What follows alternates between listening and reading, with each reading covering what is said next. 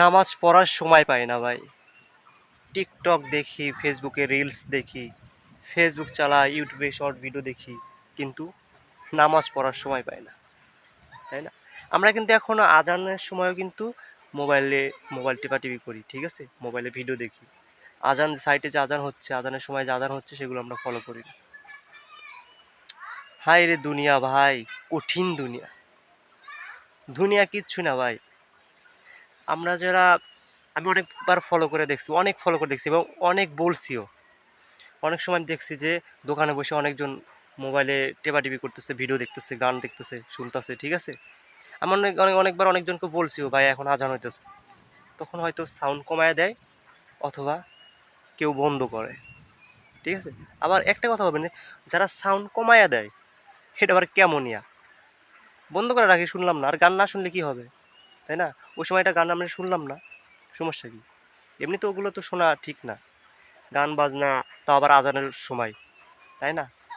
আসলে দুনিয়াটা ধীরে ধীরে কিয়ামতের দিকে এগিয়ে যাচ্ছে, ঠিক আছে? এই কিয়ামত যে কাছে এটা বোঝা যাচ্ছে। তাছাড়া আমরা ছেলে বা মেয়ে দুজনদেরকে কথা বলতেছি, অর্থাৎ আপনার মানুষদেরকে বলতেছি, আমি মানুষদেরকে উদ্দেশ্য করে বলতেছি, আমাকে সহ বলছি আমি, তাই না?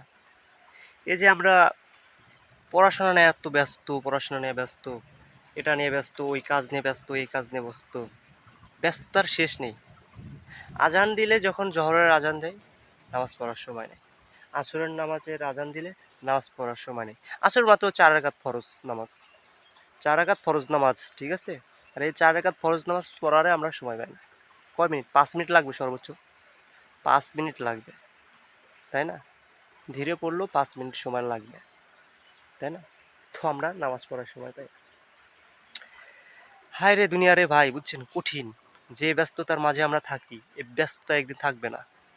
এই চোখ দুটো বন্ধ হয়ে গেলেই শেষ, আর ব্যস্ততা থাকবে না, ঠিক আছে?